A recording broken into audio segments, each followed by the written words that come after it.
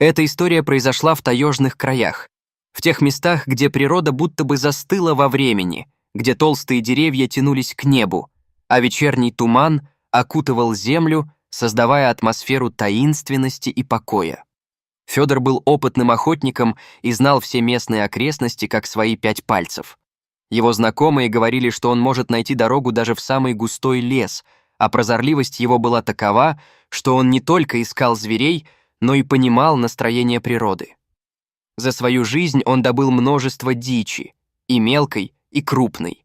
В каждую охоту он отдавался всем сердцем, уважая добычу и понимая, что они, как и он, являются частью этого удивительного мира. Федор не был браконьером. Это слово вызывало у него внутреннее отвращение. Он всегда соблюдал правила охоты, лишнего не брал и соблюдал сезоны, о чем так часто напоминал ему его дед. Именно дед, будучи мастером охоты, углубил в сердце Федора любовь к этой практике. Это была не просто забава. Охота стала способом жизни. И не без причины Федор стал охотником. Ведь раньше он жил в городе, где закончил ветеринарный техникум и работал на ферме. Но время не щадит никого. Потеряв работу, Федор оказался на распутье.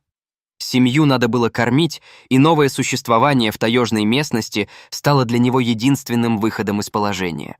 Он мог принести домой мясо, которым его сын Егор мог бы наслаждаться. С самого детства Федор тяготел к лесу. Именно в детстве дед научил его обращаться с ружьем, и эта охота, начавшаяся для развлечения, вскоре стала необходимостью. Однако не прошло и нескольких лет, как его жена стала недовольна его постоянным отсутствием. Она не могла понять, почему Федор предпочитает долгие часы на охоте, несмотря на то, что это приносило дому пропитание. В конечном итоге, после многих споров и недовольства, она приняла решение уйти. Федор оставил ей и сыну Егору квартиру, а сам уехал туда, где чувствовал себя лучшим, в таежный домик своего деда. Лес всегда звал его, и с каждым шагом туда он ощущал, как будто возвращается домой. В этом месте хранилища воспоминаний его предков Федор стал частью того, что было застыло в ветвях деревьев и легких водах рек. Когда Егор подрос, Федор с радостью стал брать его с собой в лес. Жена не возражала против общения отца с сыном, и это давало Федору надежду. Летние каникулы мальчика проходили в охотничьем домике, где они вместе исследовали таежные просторы. Егор с увлечением слушал рассказы отца о диких зверях и особенностях природы. У них была замечательная связь, и Федор с гордостью отмечал, что сын тянется к лесу так же, как когда-то он сам. Как-то раз, готовясь к очередной охоте, Федор направился в соседнюю деревню по протоптанной через реку тропе. Лед на реке казался надежным, и Федор, шагая по дорожке, вновь вспомнил забавные истории о снежных зимах своего детства. Вдруг, краем глаза он заметил, что вдалеке что-то шевелится. Инстинктивно, как настоящий охотник, он решил подойти поближе, чтобы разглядеть, может, кому-то нужна помощь. И каково же было его удивление, когда он увидел волка.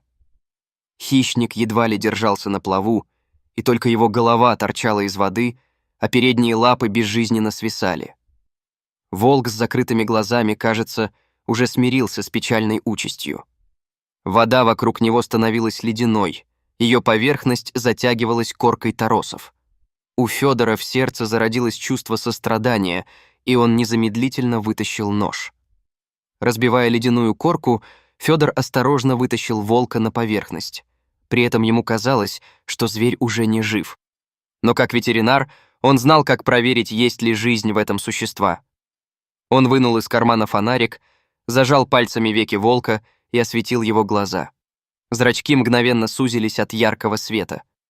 «Значит, жив!» — обрадовался Федор и, взвалив волка на плечи, направился в свой домик с тревогой, наполняющей сердце. Каждый шаг давался ему все тяжелее. Волк весил около 60-70 килограммов, и ноги начали уставать. Но бросить животное в беде Федор не мог. Это не охота.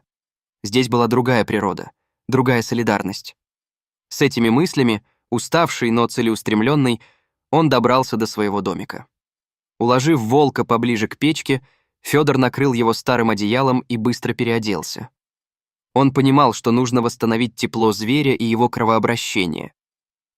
Налив горячую воду в банки, он приспособил их к каждой лапе волка, стараясь сохранить тепло. Постепенно, с каждым минутом, он стал замечать, как волк начал дышать. Волнение за его судьбу заставляло Федора оставаться начеку, даже когда он, устав, задремал. Сон был легким, и вскоре он проснулся от грохота. Открыв глаза, Федор увидел, что волк сбил табуретку и смотрит на него глазами, полными недоумения. Зверь зарычал, выставив оскаленные зубы, но при этом поднимал только голову, и Федор мгновенно понял — у волка отказали задние ноги. Скорее всего, они сильно перемерзли в ледяной воде. Ощущая волнение, мужчину охватил порыв заботы о помощи зверю. Он стал ухаживать за ним. Поил, кормил, стараясь сделать это с осторожностью. Со временем волк постепенно стал доверять Федору, охотно принимая от него пищу и воду. Федор решил, что волку будет комфортнее в сарае, где ему будет просторнее, а Федору спокойнее. Все это время он продолжал делать массаж задних лап, и вскоре зверь стал вставать на 4 лапы и немного двигаться. В начале лета, когда Егор приехал на каникулы, он привез с собой витамины, и волк постепенно вновь начал восстанавливаться. Удивительно, но когда Егор вошел в дом, зверь сразу же подпустил его к себе, принимая ласку мальчика. Егор не только продолжал делать волку массаж, но и развивал свою собственную связь с ним. К концу лета волк уже хорошо бегал и гулял с Егором по лесу, а ночью укрывался на крыльце дома. Но, как и следовало ожидать, однажды ночью волк перепрыгнул через забор и скрылся в лесной чаще. «Ну, что тут поделаешь? Волк есть волк, волю любит», сказал Федор сыну, когда они смотрели, как зверь исчезает в темноте. Это был задумчивый момент для отца и сына, но оба понимали, что такова природа, где даже дух свободы остается приоритетом. Когда наступили зимние каникулы, Егор снова приехал к отцу. В его 15 лет он стал практически взрослым. Отец и сын провели чудесное время на охоте, ловили мелкую дичь, гуляли по зимней тайге, возвращаясь с полными рюкзаками. В один из дней Федор отправил сына в деревню за продуктами, строго предостерегая его, чтобы он шел по мосту в обе стороны. Последние дни зимы принесли много оттепелей, и лед на реке стал слабым. Однако на обратном пути Егор, послушавшись юношеской дерзости, решил сократить путь и направился через лед. Не дождавшись, пока тропинка придет в порядок, он шел наугад, держась на том обледенелом пути. Как только лед зашатался под его ногами, он не успел сообразить, как его тело провалилось в ледяную воду.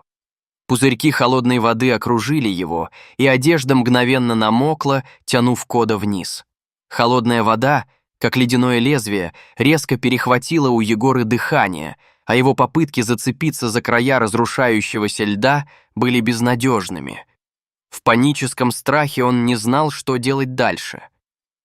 В этот самый момент, совершенно неожиданно для него, Егор заметил приближающийся силуэт, знакомый ему с детства. Это был волк. Обрадованный, он почувствовал, что у него появилась надежда на спасение. Волк, как будто предвидя беду, появился на льду и мгновенно схватил Егора за шиворот, вытаскивая его на поверхность. Испуганный и обессиленный, Эгор понимал, что единственный шанс — это бежать домой, пока не наступила непоправимая холодная смерть.